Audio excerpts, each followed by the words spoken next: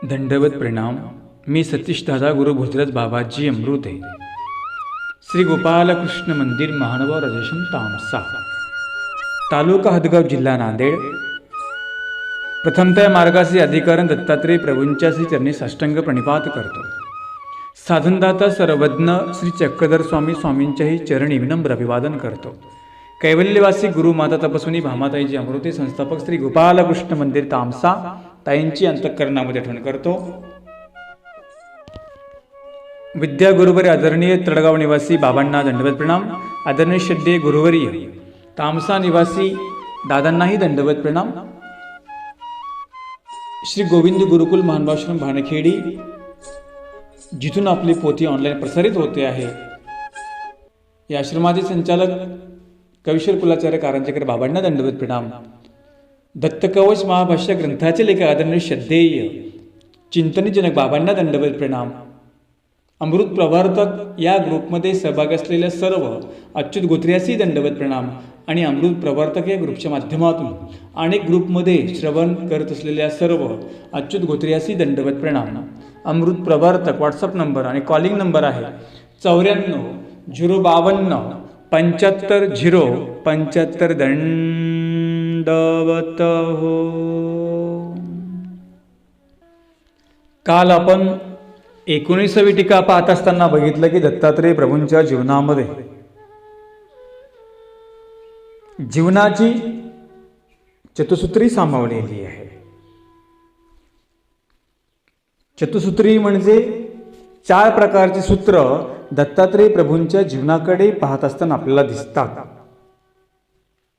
आणि ही जसं आपण सांगितलं की दत्तात्रेय प्रभूंचं सेवा स्तोत्र पठण केल्याने ज्याने केलं त्याला दीर्घायुष्य, निरोगी आयुष्य, आणि त्याला मधी कधी म्हणाले अपमृत्यू येत नाही. हा एक दत्तात्रेय प्रभूंचा विशेष सांगितला, म्हणजे परमेश्वर अवताराचा एक विशेष सांगितलेला आहे. दीर्घ आयुष्य त्याला प्राप्त होतं. त्याचा जो जन्म आहे शेवटपर्यंत उत्तम प्रकारे तो सिद्धीत जातो. कोणी ज्यांनी सेवा केली त्याने, जो देवाला अनुसरला तो, किंवा एखादा प्रपंचामध्ये आहे तो जरी निष्ठेने श्रद्धेने दत्तात्रेय प्रभूंचं नामाचं स्मरण सेवा करत असेल, किंवा जे काही पंचावतार आपल्याकडे सांगितले त्यांचं तो स्मरण करेल, सेवा करेल, त्याही मध्ये दत्तात्रेय प्रभूंचा विशेष सांगितला की या स्तोत्रामध्ये काय आहे. हे स्तोत्राचं जे जे पठण करतील त्यांना निरोगी आयुष्य, दीर्घ आयुष्य त्यांनाही प्राप्त होईल आणि अपमृत्यू त्यांना येणार नाही, ही विशेषता सांगितली. त्याचबरोबर दत्तात्रेय प्रभू नित्याटन करतात. अनेक विषयामध्ये त्यांनी दर्शन दिलं, हे विशेषता सांगितली. दत्तात्रेय प्रभूंचं ज्यांना दर्शन झालं ते उद्धरले, ही विशेषता सांगितली. दर्शन मात्रेची उद्धार सांगितला. त्याही मध्ये अवतार उदंड होती, सवेची विलया जाती, तैशी नवे दत्तमूर्ती नाश कल्पांती नव्वेची, 4 युगामध्ये दत्तात्रेय प्रभू विद्यमान सांगितलेले आहेत. हे ती विशिष्ट त्यांची सांगितलेली आहे. आणि मग साधकाला म्हणाले निरोगी आयुष्य, दीर्घायुष्य कसं प्राप्त होईल हे दत्तात्रेय प्रभूंच्या जीवनाकडे बघा म्हणाले. मग काय सांगितलं त्यांनी? दत्तात्रेय प्रभू आत्ताही ऋषींच्या विनंतीवरून बद्रिकाश्रमला पुराण श्रवण करतात. आपण नाही का ते आरतीमध्ये बघितलं, बद्रिकाश्रमी पुराण श्रवण, बद्रिकाश्रमी पुराण श्रवण, काशी स्नान राया निजबा, निज सकया स्वामिया माझे दत्तात्रया, निजबा निज सकया स्वामिया माझे दत्तात्रया. आपण त्या आरतीमध्ये संदर्भ आहे.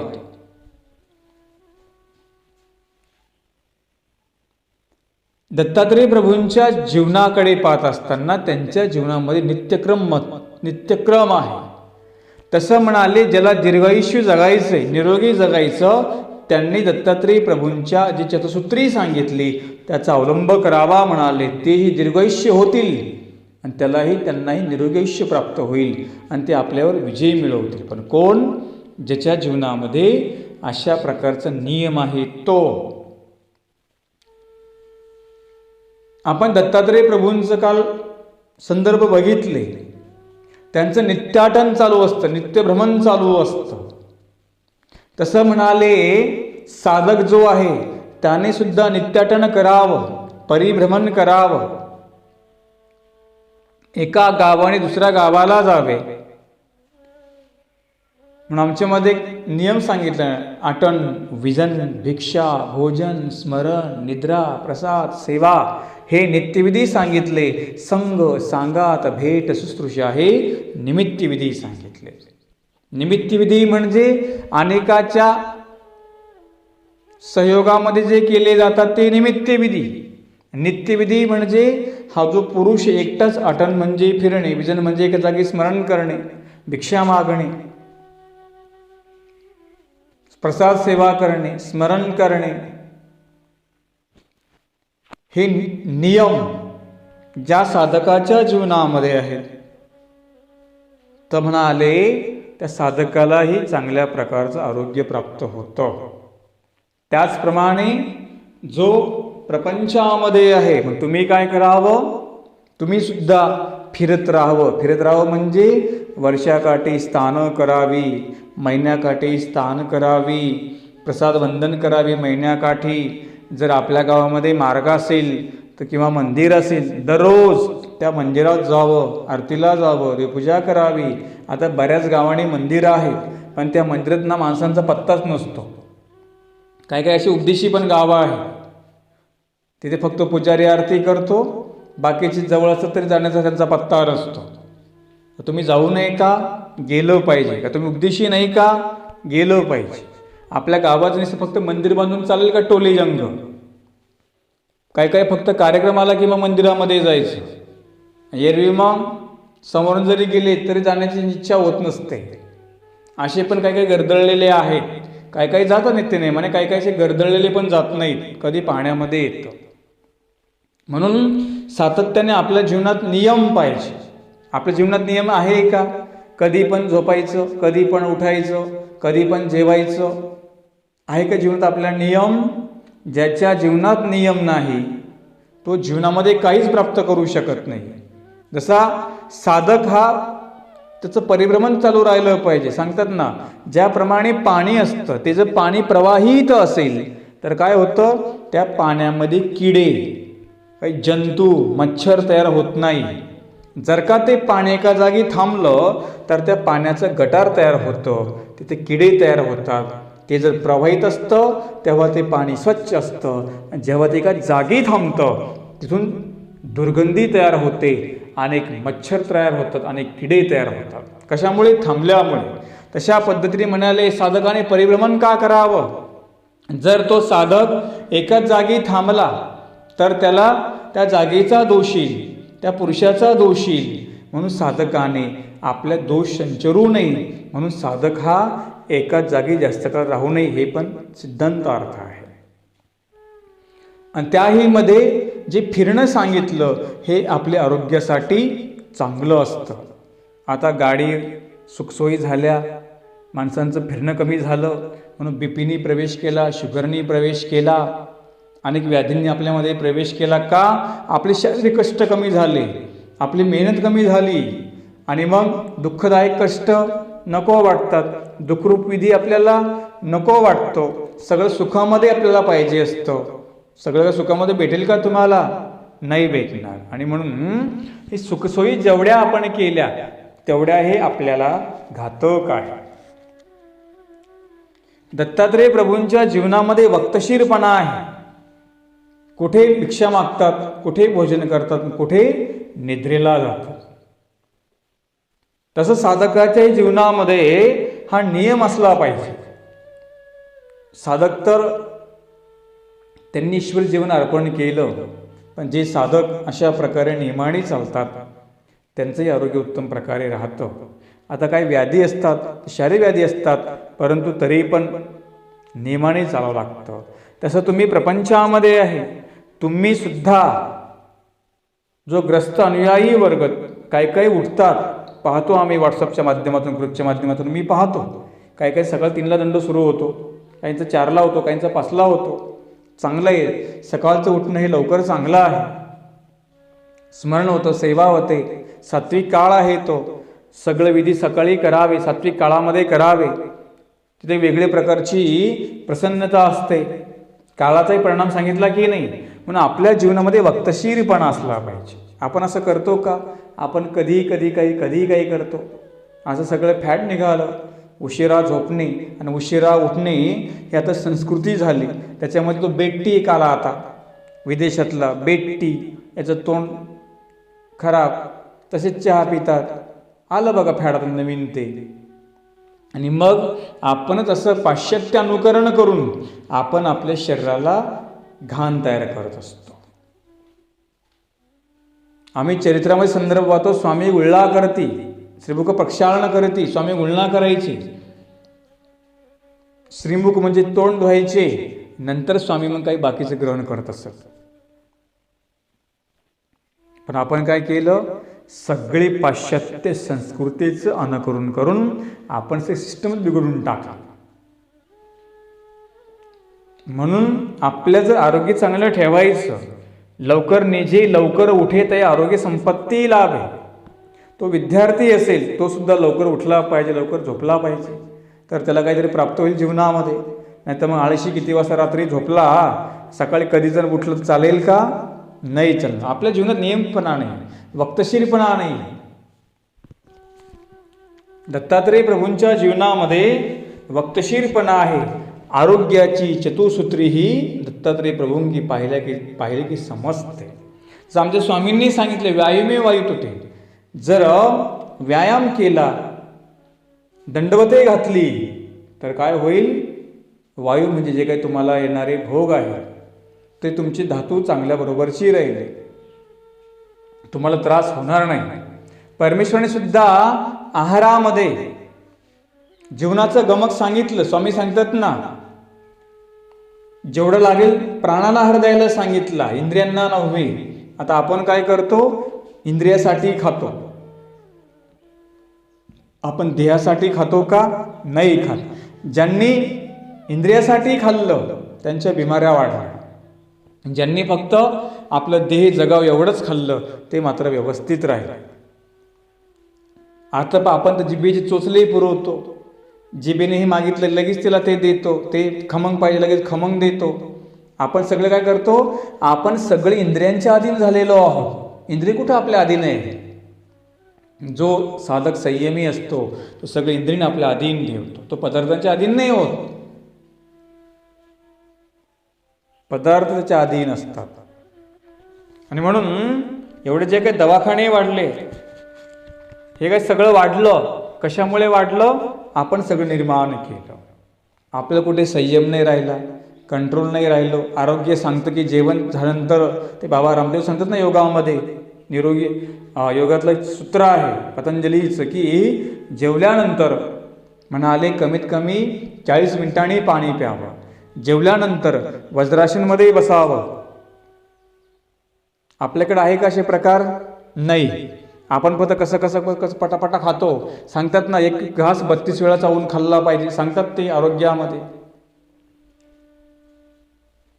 आहे का आपल्याला कसं भोजन करावं? नियम आहेत. कसं भोजन करावं, कसं पाणी प्यावं, कशी निद्रा, कशी झोपावं, याचे प्रत्येक गोष्टींचे नियम सांगितलेले आहे. हा वक्तशीरपणा आपल्या कोणाच्याच जीवनामध्ये नाही आहे आता. म्हणून आपलं काय झालं? आपलं शरीर सगळं बिघडून गेलं आणि आपलं आरोग्यही बिघडून गेलं. परंतु दत्तात्रेय प्रभूंच्या जीवनाकडे पाहत असताना त्यांना कुठल्याच प्रकारचा त्रास दिसत नाही, तरी ते प्रसन्न आहेत. चारयुगामध्ये दत्तात्रेय प्रभूंचं परिभ्रमण चालू आहे, तेवढे ते प्रसन्नच आहेत. नाही का? यदुराजा देवाला विचारून म्हटले, देवा तुम्ही एवढं परिभ्रमण करता, तुम्ही एवढे प्रसन्न कसे? दत्तात्रेय प्रभूंनी तेव्हा 24 गुरु सांगितले. त्यामध्ये सांगतात, राजन, मी ह्या कुठल्याच गोष्टीला मी अलिप्त नाही आहे. माझं परिभ्रमण चालू असतं, मी फिरतो, म्हणून मला कुठला दोष येत नाही आहे. आता ईश्वराला काय दोष आहे? पण निरूपण स्वामी दत्तात्रेय प्रभूंनी केलं. म्हणून फिरणं आपल्यासाठी चांगलं असतं. जीवनामध्ये नियम फार महत्त्वपूर्ण असतात. मग ते कुठलेही नियम असो, प्रपंचाला सुद्धा नियमाने चालावं लागतं.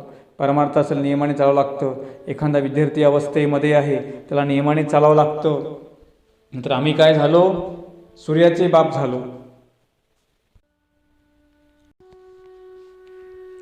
विद्यार्थी आपण पाहतो सूर्य उगवेपर्यंत काय करतात? झोपलेले असतात. काही काही मंडळी आपण पाहतो सूर्य उगवेपर्यंत झोपलेले असतात. विचार करा, जर तुम्ही तुमच्या बेशिस्तपणाचा तुमच्या जीवनामध्ये जर राहिला तर तुमची कुठली प्रगती होईल का? आलस आला की दरिद्रता येते आणि तिथे प्रगतीचा सगळा ऱ्हास होऊन जातो, प्रगती खुंटल्या जाते.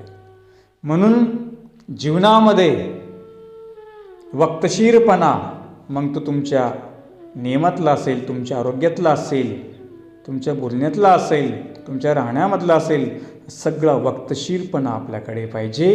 तो दत्तात्रय प्रभूंकडे बघितला की दिसतो. आमचे स्वामींनी सांगितलं की महात्मा तो ऐसा एकी ठाई जेविजे एकी ठाई अंचविजे. म्हणजे महात्मा असला पाहिजे, एका ठाई त्याने जेवण करावं आणि एकी ठाई अंचविजे म्हणजे दुसऱ्या गावी जाऊन त्यांनी पाणी प्यावं. आमच्या स्वामींनी तेव्हा सांगून ठेवलं. आत्ता आम्हाला आरोग्य सांगतं, आत्ता आयुर्वेद सांगतं. म्हणजे कमीत कमी जेवणामध्ये आणि पाणी पिण्यामध्ये 40 मिनिटाचं अंतर असलं पाहिजे. किती? 40 मिनिटाचं. त्याला कुठलेच म्हटले प्रकारचे पोटाचे विकार होणार नाही. आत्ता ते सूत्र आम्हाला कळलं. आता बाबा रामदेव सांगतात जेवल्यानंतर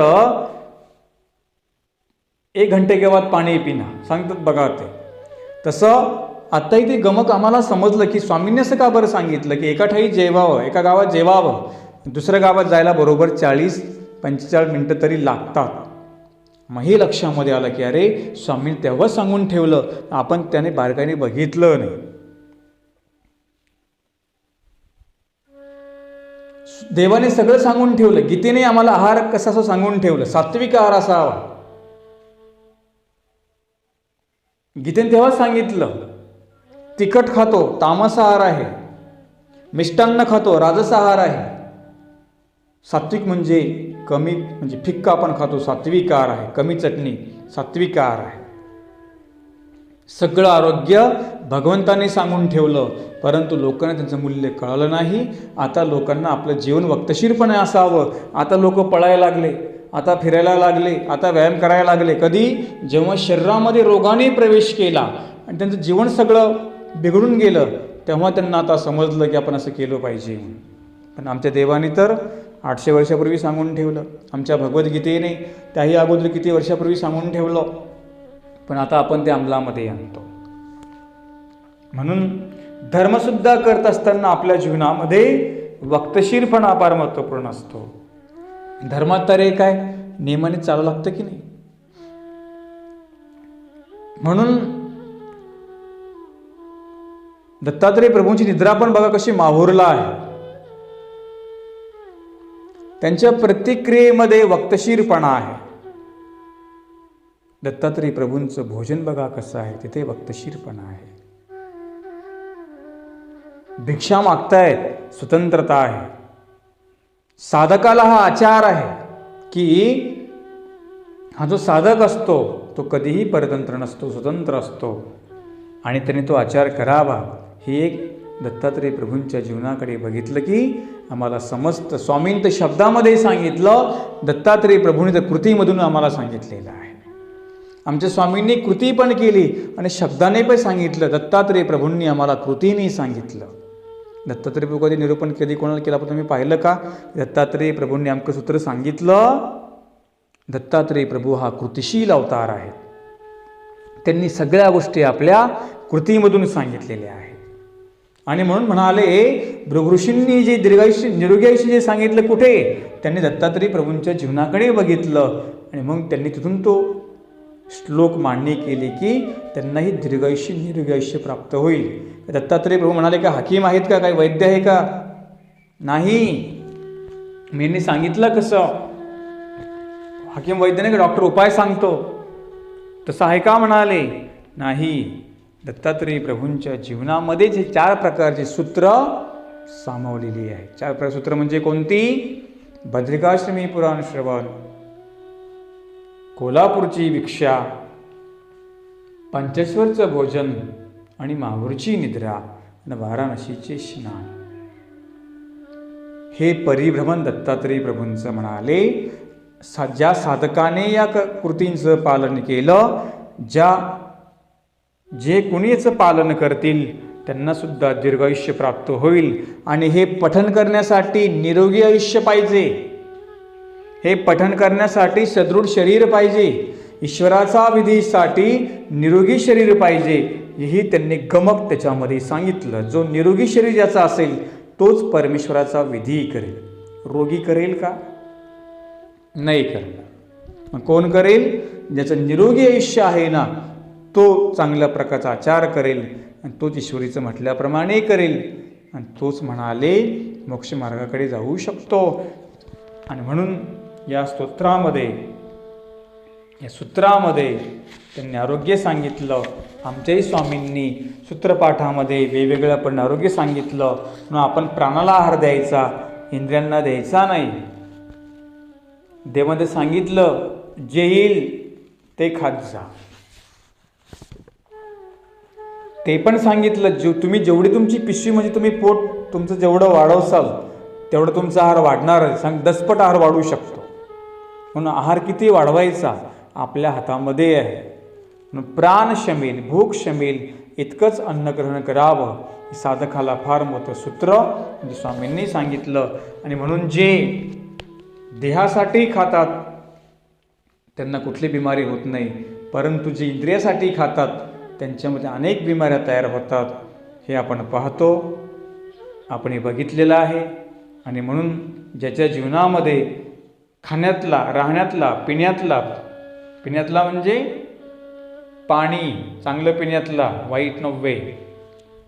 ज्याचं खाणं चांगलं, पिणं चांगलं, राहणं चांगलं, ज्याचं वर्तन चांगलं, तोच जीवनामध्ये मोक्ष मार्गाकडे चालू शकतो. आणि ज्याच्याकडे नाही त्याने जर ईश्वरीचा विधी आचरला, थोडं परिवर्तन जर आपल्यामध्ये केलं, तो सुद्धा म्हणाले आपल्या जीवनामध्ये वक्तशीरपणा प्राप्त करू शकतो, दत्तात्रेय प्रभूंना प्राप्त करू शकतो. म्हणून दत्तात्रेय प्रभूंच्या स्तोत्रस्तवनामध्ये एवढी ताकद आहे, सामर्थ्य आहे. ते फक्त साधकाला करता आलं पाहिजे, जो अनुयायी आहे त्याला करता आलं पाहिजे. आणि आरोग्य हे धर्मासाठी फार महत्त्वपूर्ण असतं. ज्याचं उत्तम आरोग्य धर्म चांगल्या प्रकारे करू शकतो हे त्यांनी सांगितलं. म्हणजे ज्यांना निरोगी आयुष्य करायचे, दीर्घायुष्य जगायचं आहे, त्यांनी दत्तात्रेय प्रभूंच्या लीळेंकडे बघा, कार्यांकडे बघा, त्यांची कर्तव्य बघा आणि त्यांची लीळा पहा. मग निश्चित आपण काय करू आपल्याला समजेल. आता आपण पुढे टीका क्रमांक 20 आपण प्रारंभ करणार आहोत. सुरुवातीला कवींनी नेहमीप्रमाणे अभंग घेतला, आपण तो अभंग पाहणार आहोत. कुष्मांडा डाकिनी याचे भय वाटे, यक्षही प्रगटे अवचित, यक्षही प्रगटे अवचित, यक्षही प्रगटे अवचित. बाह्य राक्षस पिशाच निराळे, ब्रह्म राक्षस व पिशाच निराळे, ब्रह्म राक्षस व पिशाच निराळे. करती बाबळे साधकासी, करती बाबळे साधकासी, करती बावळे साधकासी. भिका म्हणे दत्त कवचाची गदा, होती परांगदा भयसारे. भिका म्हणे दत्त कवचाची गदा, भिका म्हणे दत्त कवचाची गदा, भिका म्हणे दत्त कवचाची गदा. होती परांगदा भयसारे, होती परांगदा भयसारे, होती परांगदा भयसारे. कुष्मांडा किनियाचे भय वाटे, यक्षही प्रगटे अवचित, यक्षही प्रगटे अवचित, यक्षही प्रकटे अवचित. मनुष्याचं जे जीवन आहे ते क्षणांचा समुच्चय आहे. क्षणामध्ये काही होईल सांगता येत नाही. त्यात थोडे क्षण हे फुटलेले असतात, काही क्षण हे सुगंधी असतात, तर काही क्षण हे मनुष्य जीवनामध्ये कठोर असतात. काही क्षण बोचरे असतात, काही क्षण दुःखाचे तर काही सुखाचे असतात. थोडेफार क्षण हे आनंदाचे असतात. त्यात जास्तीत जास्त तर भयाच्या क्षणांनी आपलं जीवन व्यापलेलं असतं. या श्लोकामध्ये उपाय सांगत आहेत. कशाचा उपाय? अभय कशा प्रकारे तुम्हाला भेटेल. आपण पाहतो क्षणाक्षणाला भीती आहे.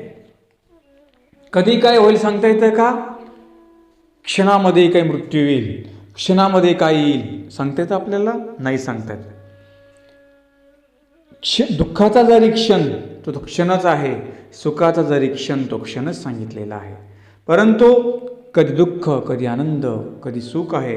त्याही मध्ये म्हणाले आपलं जे मनुष्याचं जीवन आहे ना, हे सगळं भीतीने व्यापलेलं आहे. भीतीने व्यापलेलं म्हणजे आपल्याला शेजारच्याची भीती, आपल्याला आपल्याचीच भीती, हो की नाही? गर्भातून जरी आला तरी त्याची भीती असते आई बापांना, हा कधी काय करेल, कधी आपला खून करेल. होतं का नाही असं? आपण प्रपंचामध्ये पाहतो, जर कोणाचा कोणी स्वार्थ पूर्ण नाही केला तर त्यांचं ते खून करतात. जर काही मुलाने बापाला दिलं नाही तर मुलगा त्याचा खून करतो. किंवा जर एखादा चोर असेल, जर त्याला काही दिलं नाही तो आपला खून करतो. क्षणामध्ये सगळं होतं. सुखाचं पण तसंच आहे.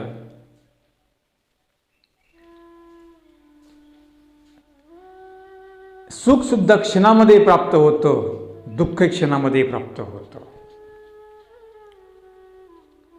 जीवनाचा प्रवास करत असताना असे बरेच काही प्रसंग क्षण येतात. काही दुःख देणारे, काही बोचरे, काही कठोर असतात, काही सुख देणारे असतात.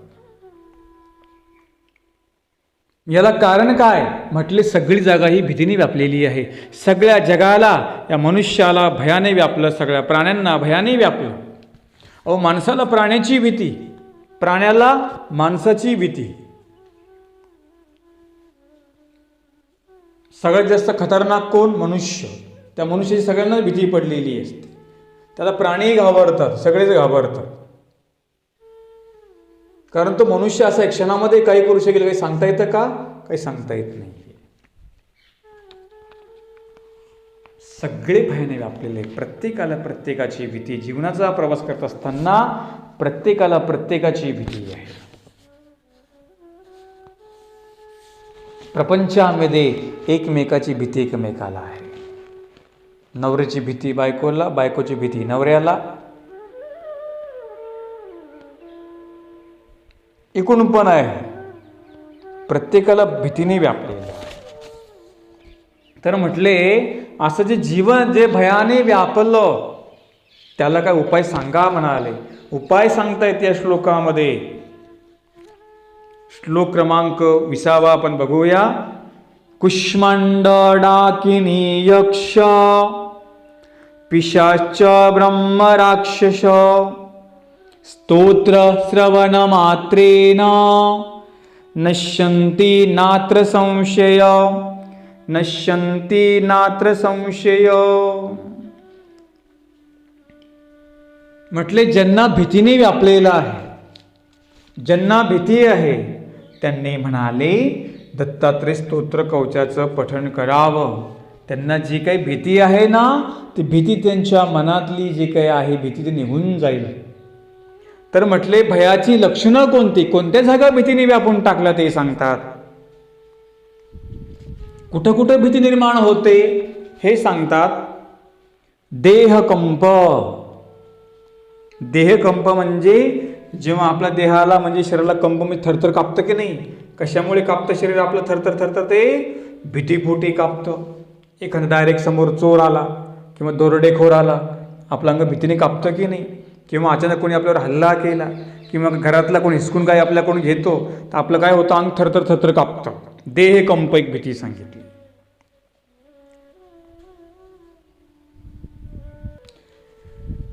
दुसरं सांगतात की रोमांच.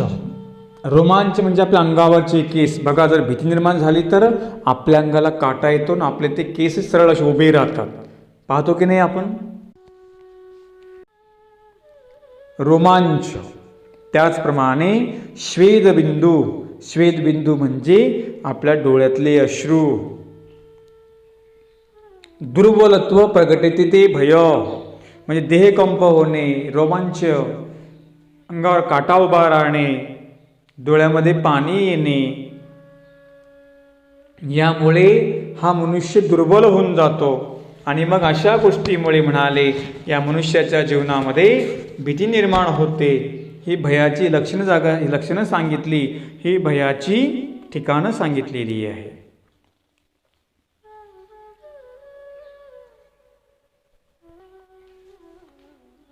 सांगतात की गीतेच्या पहिल्या अध्यायामध्ये धनुर्धर अर्जुन हा सगळा भयाने व्यापला. पहिल्या अध्यायामध्ये अर्जुनाने निस्ता विषादच केला भीतीपोटी. म्हणून पहिल्या अध्यायाला काय सांगितलं? अर्जुन विषाद योग म्हटलेला आहे. का म्हटलं अर्जुन विषाद योग? त्या पहिल्या अध्यायामध्ये अर्जुन निस्ता घाबरलेलाच आहे. त्याच्या मनामध्ये भीतीच बसलेली आहे. आणि मग त्या भीतीपोटी काय करतो तो? जेव्हा युद्धाचा प्रसंग येतो तेव्हा अर्जुन म्हणतो की हे देवा, माझा रथ दोन्ही सैन्यांच्या मध्ये उभा करा, मला कुणाकुणाशी लढायचं, मला बघायचं आहे. गोपालकृष्ण महाराज रथ घेऊन जातात. आणि मग जेव्हा अर्जुन पाहतो गुरु द्रोण, पितामह भीष्म, कृपाचार्य, आपले भाऊ बंधू सगळे सोयरे यांना मला मारायचं. आणि मग अर्जुनाच्या मनामध्ये भीती निर्माण होते. भीतीपोटी त्याचं अंग थरथर कापू लागतं. गांडीवम संसृते हस्ता त्वक्चैव परिदह्यते न शक्नोमि वस्तातुं भ्रमतीव च मे मन. तो म्हणतो की हे देवा भगवंता, यांना बघून माझं अंग शिथिल पडलं. माझ्या हातातलं जे गांडी धनुष्य आहे ते गळून खाली पडलं. माझ्या अंगामध्ये एवढाही त्राण नाही की मी ते गांडी धनुष्य ते गांडी धनुष्य उचलावं आणि यांना मारावं. माझे नेत्र भरून आलेत, माझं अंग, माझ्या होठाला कंप सुटतो आहे, माझ्या तोंडाला कोरड पडलेली आहे. अर्जुन देवाला भीतीतून सगळ्या आपल्या भावना व्यक्त करतो. एवढा मोठा धनुर्धर अर्जुन तिथे नातेवाईकांना बघितलं की त्याच्या मनामध्ये मोह झाला आणि तो घाबरला. त्याला सगळं त्याच्या मनात भीती निर्माण करून झाली. ज्या पितामहांच्या भीष्मांच्या अंगाखांद्यावर मी खेळलो त्यांना मला मारायचं, ज्या गुरुने मला विद्या दिली त्याला मला मारायचं, जे कुलगुरू कृपाचार्य होते त्यांना मला मारायचं, जे माझे भाऊ सख्खे काकाची मुलं त्यांना मला मारायचं. ही भीती, याच भीतीपोटी अर्जुन व्यापून गेला. आणि मग त्याच्या डोळ्यावर एक कार्बन चढलं. तो म्हणतो मला काही सूचनाचं झालं. आणि मग पहिला अध्याय जो आहे धर्मक्षेत्रावर, कुरुक्षेत्रावर जो अध्याय झाला, त्या पहिल्या अध्यायामध्ये अर्जुनाने शेवटपर्यंत विषादच केला. आपण तो अध्याय बघितला निरूपणामध्ये पाठीमागे. काय म्हणतो तो अर्जुन? जर मी यांना मारलं तर मला असे प्रकारचे भोगावे लागतील, मला कुठेच जागा भेटणार नाही, मी युद्धच करणार नाही. जरी ते अधर्मी असले परंतु माझ्याकडे धर्म आहे, मी युद्धच करणार नाही. देवाने सांगितलं अरे अर्जुना, हे अधर्म युद्ध तुला करावं लागेल. परंतु केवळ भीतीपोटी त्यांना मला मारायचं. भीतीपोटी काय झाला? अर्जुन रथामध्ये आपल्या डोक्याला हात लावून बसला. युद्ध केलं का त्याने? नंतर केलं. देवाने त्याला सगळं समजून सांगितलं. पण पहिला घाबरला होता की नाही ते? का? ही भयाची लक्षणं सांगितली. भय ही अनंत दुःखाची जननी आहे, दुःख वाहिनी आहे. त्यातून मुक्त होण्यासाठी मनुष्य अभयाची जागा शोधतो. आदिम काळापासून शोधत आलेला आहे. सगळीकडे भीती आहे.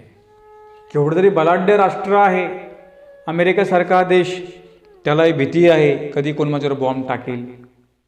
भारत समृद्ध देश, त्यालाही भीती आहे. म्हणजे प्रत्येकाला भीतीच आहे. देशाला देशाची भीती, गावाला गावाची भीती, माणसांना माणसांची भीती, घरातल्या माणसांना घरातल्या माणसाची भीती आहे की नाही? सुखी आहे कोणी असा? सगळीकडे भयाने व्यापून टाकलं. फक्त एकच जागा आहे, ती म्हणजे निर्भयाची, ती म्हणजे परमेश्वर. आणि या परमेश्वराने जीवाला अभय दिलं. देवतेची जरी भक्ती केली तरी भीती, देवता ढकलून देणार नरकामध्ये, ती भीती. किती काही कोणाचं करा प्रपंचामध्ये, कोणीच कामी नाही पडत, ती भीती. प्रत्येकाला प्रत्येकाची भीती आहे. आणि म्हणून हा मनुष्य निर्भय होण्याचा प्रयत्न करतो. त्यातून मुक्त कसा व्हावा हा तो अनादी काळापासून म्हणाले या मनुष्याचा प्रयत्न चालू आहे, पण जागा त्याला सापडत नाहीये. कारण की भीती असली की भूक लागत नाही, भीती असली की झोप येत नाही, भीती असली की सुख मिळत नाही, भीती असली की निर्णय क्षमता कमजोर होऊन जाते. हा प्रत्येकाचा अनुभव आहे.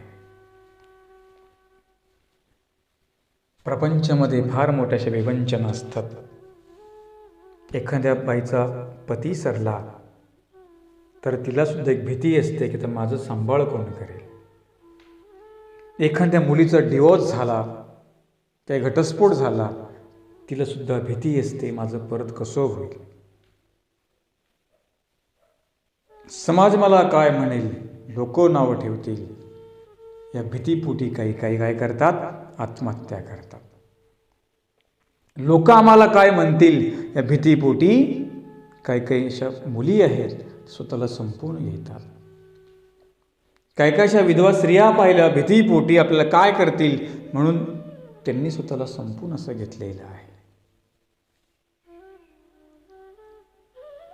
काही लोक भीतीपोटी गैरफायदा घेतात, भीतीपोटी फसवतात, भीतीपोटी विश्वासघातही करतात. प्रत्येकाची प्रत्येकाला भीती झालेली आहे. आणि म्हणून एक लक्षामध्ये ठेवा, निर्भयाची जागा ती म्हणजे फक्त परमेश्वर आहे. जर तुम्हाला प्रपंचात तुम्ही भयाने व्यापलेला आहे ना, देवाचा मार्ग पकडा, देवाच्या मार्गावर या, इथे तुम्हाला निर्भय सगळं भेटेल.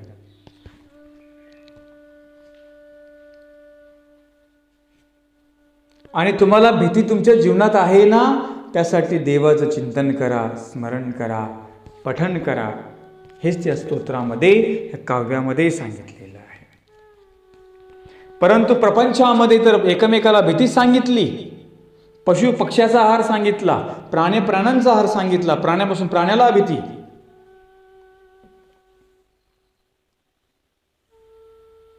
जो मोठा आहे त्याला पण वरच्याची भीती, जो छोटा आहे त्याला वरच्याची भीती. सगळं जग व्यापून टाकलं, भीतीने सगळी जागा व्यापलेली आहे. आणि यासाठी मनुष्य धडपडतो की मला सुख कुठं भेटेल. सुख कुठं भेटेल तुम्हाला? देवाच्या चिंतनामध्ये, देवाच्या सानिध्यामध्ये. देवाने जो काही धर्म सांगितला, धर्म जर आपण आचरण केला तर तिथे तीच एकच जागा फक्त तुम्हाला आहे, ती म्हणजे निर्भयाची जागा म्हणजे परमेश्वर. तिथे आपल्याला कुठलीच भीती नाही. प्रपंचामध्ये कधी कोण आपला घात करेल, कधी कोण विश्वासघात करेल, काही सांगता येत नाही. परंतु देवाच्या मार्गाला निघाल्यानंतर, जो देवाला अनुसरल्यानंतर मात्र देव मात्र काय करतो, त्याला भयमुक्त करत असतो. आमच्या स्वामींनी दिली की नाही आम्हाला अभय, घाबरू नका, आकाशा उपलक्षणी विघ्न जरी आले तर आम्ही थोपून धरू, जरी काही वारा सुटला आम्ही त्याला पाठीमागे सरकू, कुठलं विघ्न आम्ही तुमच्या येऊ देणार नाहीये.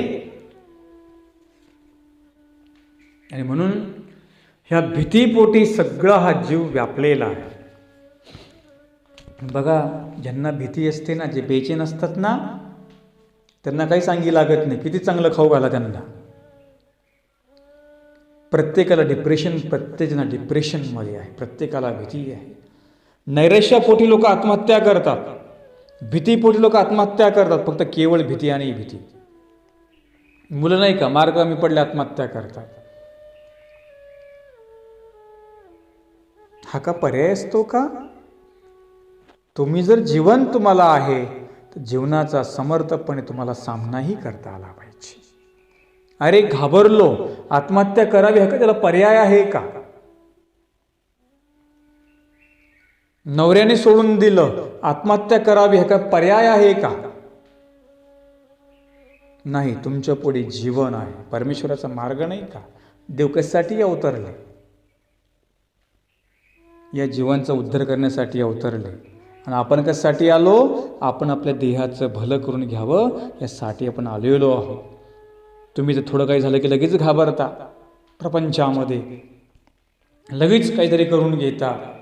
नाही, जागा फक्त आपल्याला शोधता आली पाहिजे. अशा बऱ्याच काही घटना घडतात, आम्ही पाहतो.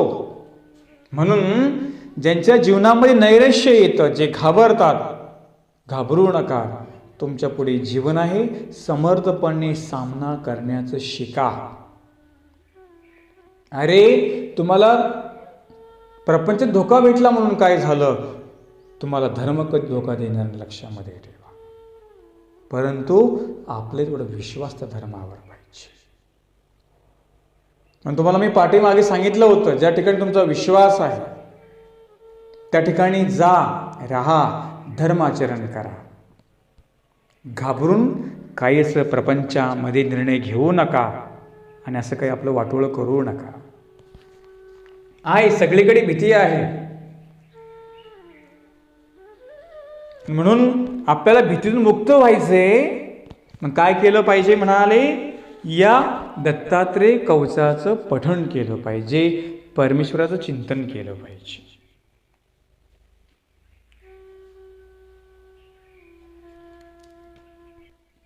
म्हणून तुम्हाला मी मुद्दा सांगितला होता, तुम्ही कुठून जरी आले तर विशेष स्मरण पठण झालं पाहिजे. आपण स्मशानाला गेलो कोणाचा अंतिम विधीला, तिथून सुद्धा घरी येईपर्यंत आम्ही नियम केला पाहिजे की आम्ही पाणीसुद्धा पिऊ नये. आंघोळ केल्याशिवाय आम्ही पाणी पिणार नाही, प्रसादबंधन केल्याशिवाय आम्ही पाणी पिणार नाही. हा करतात का नियम तुम्ही? आणि मग आपण असं कुठे काहीतरी होतो आणि मग आपण एकदम घाबरतो. प्रत्येक ठिकाणी भीती आहे, परंतु यातून फक्त निर्भय करणारा कोण आपल्याला? परमेश्वर आहे. अभयातच हे विश्व जगावे, प्रसन्न भावे जन हे आगवे. कश्मळ सारे दूर करा, चक्रधरा नमो योगेश्वरा. म्हणून अभयमुक्त व्हायचंय, ती जागा म्हणजे परमेश्वर. सालबर्डीचा ससा, पाठीमाग लागणारे माणसं होती, ज्यांच्याकडे गेलं ते मनुष्य होते, पण त्यांनी ओळखलं हे मला अभय देऊ शकतात, हा मनुष्य मला समोरचा जो आहे तुम्हाला भयभीत करणार आहे. कुठे जागा शोधली सशानी? स्वामींच्या मांडीखाली जागा शोधली, कारण त्याला माहिती होतं हे परमेश्वर अवतार मला अभय देणारे आहेत. तसं आपणही प्रपंचामध्ये राहत असताना केवळ आणि केवळ परमेश्वराचा आश्रय करावा आणि परमेश्वराची सेवा करावी. जो असा विधी आचरतो, म्हटल्याप्रमाणे करतो, त्याला कुठली भीती राहणार नाही आहे. जरी त्याला काही भीती असेल, जर त्याने अशा प्रकारचे विधी केले म्हणाले, तर त्याच्या जीवनामध्ये कुठल्याच प्रकारचं भय राहणार नाही. अभयाची जागा कोण? परमेश्वराचा मार्ग, परमेश्वराचा धर्म ही अभयाची जागा आहे. फक्त आपण ते निर्भय होऊन करता आले पाहिजे. निर्भय होऊन आपल्याला तो विधी करता आला पाहिजे. तुम्ही करा. जर तुम्हाला काही भीती वाटली त्यासाठी विधी करा, तुमच्या मनातली भीती निघून जाईल. असे अनेक लोक बेचैन, भीतीने व्यापलेले आहेत. म्हणून आत्महत्या करू नका, भीतीपोटी आत्महत्या करू नका. तुमच्या पुढे हा धर्म उभा आहे. हा धर्म म्हणजे देव आपली वाट पाहतो. असं काही अघटित भीतीपोटी करू नका, हे मला तुम्हाला सांगायचं. असे बरेच मुलं मुली, बरेच स्त्रिया, बरेच पुरुष असे भीतीपोटी काही अघटित कामं करतात, तर त्यांनी असा मार्ग अवलंब करू नका. म्हणून दत्तात्रेय प्रभूंचं स्तोत्र हे आम्हाला भयमुक्त करणारं आहे. अजून ते कशा प्रकारचं आहे, कोणती कोणती भीती दत्तात्रेय प्रभूंच्या स्तोत्राने दूर होते, कोणती कोणती भय आमच्या ठिकाणी आहेत, ते भय मात्र आपण आता उद्या बघूया. जे निरूपण मी तुम्हाला सांगतो ते जरा अंमलामध्ये आणा, विचार करा. ज्यांना नकारात्मक जे विचार येतात त्यांनी जरा हा सुद्धा एक बुद्धीचा वापर करा. आपल्या पुढे जीवन आहे, चांगल्या पद्धतीने जगा आणि नैराश्य येऊ देऊ नका, आत्महत्येचा विचार येऊ देऊ नका. प्रामुख्याने उपदेशांना मी सांगतो, त्यांनी तरी कमी विचार करायचा नाही. धर्म देव आपली वाट पाहतोय, आपण त्या मार्गाने चालावं एवढंच सांगतो.